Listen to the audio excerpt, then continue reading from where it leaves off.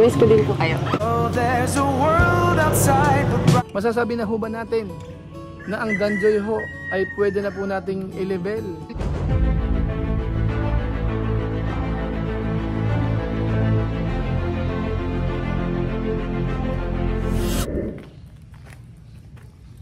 Ayun, shoutout guys, muli po, welcome to my YouTube channel. Ito po si Kuya Julay, ang inyong katugang, ang inyong kalingap na muling babati sa inyo ng magandang araw, magandang gabi. Saang sulok man po tayo ng mundo naroon. At sa araw na ito, meron po tayong panibagong vlog. Gagawan po natin ng reaction video, yung vlog po ni Kalingap Rab sa Danjoy. Bali part 23 po ito. Alamin po natin, dahil si Papa Dan ho ay kararating lang. Tingnan nga po natin yung kanilang pakilig. At obserbahan natin kung sila po ba ay pwedeng ihanay po sa level ho ng Jumcar at saka po ng EDC. Mamaya po yun ng konti, pag-uusapan natin. At isisingit ko sandali bago po ako magra-ride ngayong hapon. Isasabay ko na po itong vlog po natin sa Danjoy. Pero bago po yun, konting paalala po muna si Kuya Julay. Baka sakaling meron po ditong hindi nakasubscribe sa ating YouTube channel, huwag natin kalimutan, Julay Paunil. Tapos pakipindot lang po yung notification bell button para lagi po tayong updated sa aking mga video upload. Tapos meron po tayong Facebook page, huwag natin kalimutan, Julay Paunil 2.0. Pwede po natin i-follow, pwede pong i-like. So maraming salamat po sa inyong lahat. At siyempre po sina Kuya Bal Santos Matubang, Kalingap Rab, mga kasamaan po natin sa Team Kalingap, hanay ng mga reactors, mga charity vloggers, mga katukatuwang, suportahan din po natin. Maraming salamat po sa inyong lahat. Ngayon tuloy na po tayo, pag-usapan na po natin itong patungkol po sa Danjoy. Ito nga pong si Papa Dan, bagong dating, galing po sa Taiwan. So ngayon po nasa Pilipinas na. At ang mainam po dito, napansin natin, parang si Joy po kagad ang hinanap. Kumbaga may mga dapat po siyang puntahan, pero minarapat niya po na si Joy muna ang puntahan. So sa pagkakataong ito, papanoorin po natin yung ilan sa mga eksena na kung saan ay masasabi natin parang kapansin-pansin ho. Unahin po muna natin, nung dumating po si Papa Dan, kumatok po doon sa room po ni Joy. Tingnan po natin yung reaction po ni Joy. Ito po yun.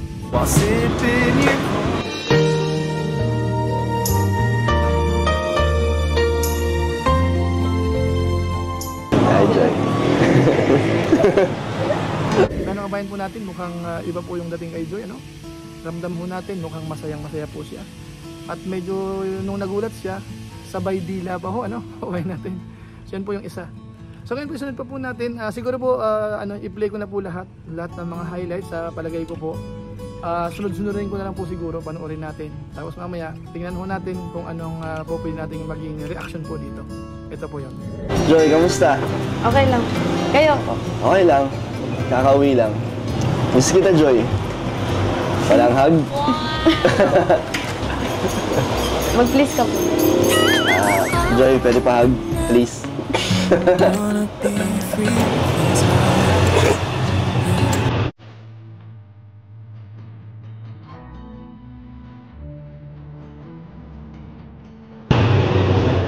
Namiss ko din po kayo. Pasok po. Uy, wala ka pong pahinga. Okay lang. Medyo kulang po sa tulog. Pero okay lang. Excited na kasi ako makita ka. Di na rin ako makatulog. Kaya, diretso na ako dito. Joy, okay ka lang? Parang masama yata pakiramdam mo. Hindi po.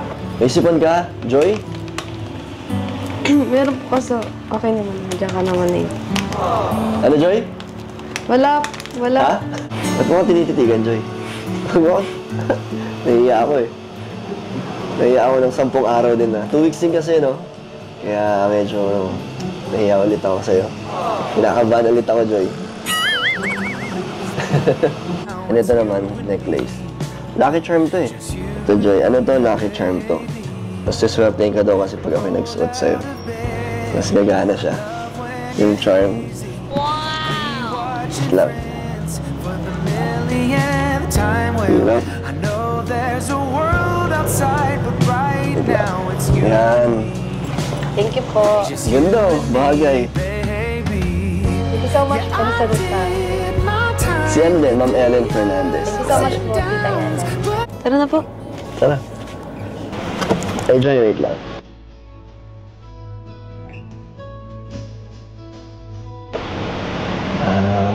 Miss talaga kita. Thank you na pinagbigyan mo agad ako sa pagdating ko pa lang dito. So, tara. Ito din naman po. Miss din po tatakayaman. Yes, mama. Okay lang din sa akin. Dami na ito, Joy. Sige, ako na. Magaan lang naman. Ito, Joy, meron akong dala. Galing sa akin. And meron din ng mga galing sa supporters. So, dahil Joy, nag-request ka ng chocolate, ito yung nakita ko. Assorted yan, ha. So, kahit di ka malig sa matamis, meron diyang hindi sobrang tamis. Lahat dyan makahanap mo na. Thank you po. Ito ba? Ito galing to sa mga supporters. Ito halos lahat to. Mga Toblerone. Ito, may mga tea. Nagti-tea ka ba? Sakto may sipon ko. Ito, tea. Tea bags yan. And meron, ang dami na ito. Ito, dami na ito, Joy. Mga Sa mga nagpabigay po, biscuit. grabe. Salamat po kay Ma'am Ellen Fernandez Thank at you so much po. sa mga kasama niya. Ito, ang daming Toblerone, no? And meron din, Joy, ano yata yan? Yung mga libro sa inyo. Thank you po. Ano kabayan po natin? So, may mga dalang regalo. Ano po, tapos maraming dialogue po doon na masasabi natin na na-miss po nila yung isa't isa. Bagamat ang dating po ay nagkakahiyaan po uli dahil nga po halos mahigit din na 2 weeks yung lumipas bago ho sila nagkita uli. Kaya hindi naman po tayo nagtataka na bakit ganun ang datingan. Isang bagay lang po ang napansin po natin, ang ganda ho ng ngiti po ni Joy. Bayan natin, kahit po nung lumabas po sila, ganun masaya sila. Ganun din po si Papa Dan.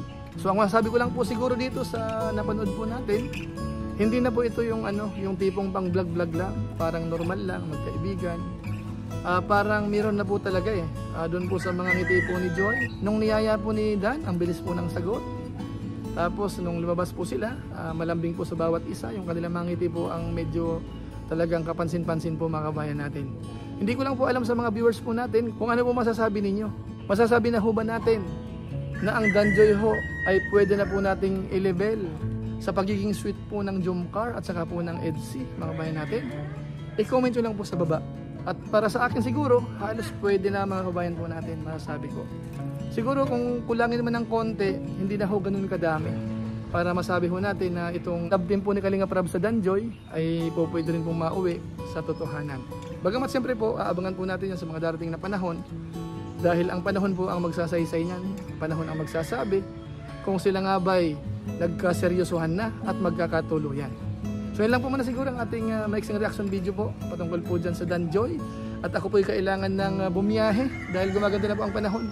Halos hindi na ho masyadong mainit yung araw. So ride po tayo ng mga 18 kilometers po uli. Mabilis lang po yun, mga 40 minutes siguro. Maximum mga 45 minutes. Para medyo po habang nagbablog po tayo, medyo yung kalusugan natin ay medyo gumanda-ganda. Yung resistensya po ang kailangan po nating palakasin para hindi po tayo sakitin. So yan lang po muna siguro mga kabayan natin. Maraming salamat po sa inyong pagsubaybay po sa ating channel. Doon po sa mga nanood at kung inyo po itong nagustuhan, pwede po nating i-share. Maraming salamat po sa inyo. So muli, ito po si Kuya Julay, ang inyong katugang, ang inyong kalingap na pansamantalang nagpapaalam po muna. Kita-kita ulit tayo sa mga susunod ko pang vlog. Maraming salamat sa inyong walang samang pagsuporta po sa ating YouTube channel. Pagpalain nawa kayo ng Diyos, mabuhay tayong lahat. God bless. Bye-bye!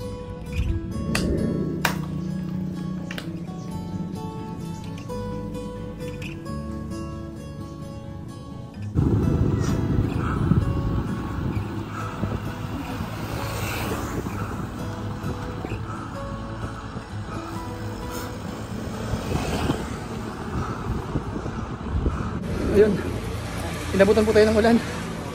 Mga 9 kilometers pa lang. So malakas po yung ulan. So palagpasin muna natin yung ulan.